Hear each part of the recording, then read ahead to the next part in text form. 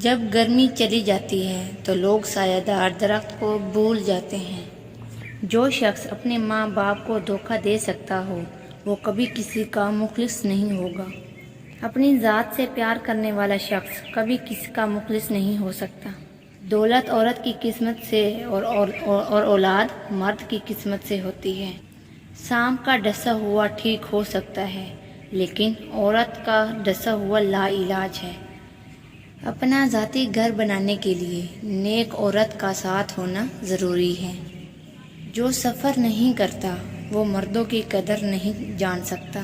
سیکی پر رقص کرنے والی عورت تمہارا دل تو لگا سکتی ہے، تمہارا گھر نہیں سنبھال سکتی۔ گندی عورت یا مرد کی کرتوتیں پورا شہر جانتا ہے سوائے ان لوگوں کے جو ان لوگوں کے عشق کے جھانسے میں ہوتے ہیں۔ سوتے ہوئے کتے کو سویا ہی رہنے دیں، بیدار ہو کر وہ یقیناً آپ پر بھونکے گا۔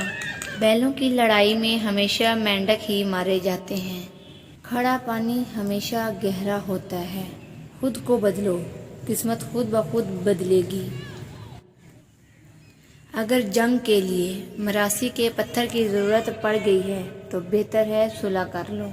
آپ کے 3 چہرے ہوتے ہیں، پہلا وہ جو آپ دنیا کو دکھاتے ہیں، دوسرا وہ جو آپ اپنے گھر والوں کو دکھاتے ہیں اور تیسرا وہ جو آپ کسی کو نہیں دکھاتے، وہ آپ کا اصل چہرہ ہوتا ہے۔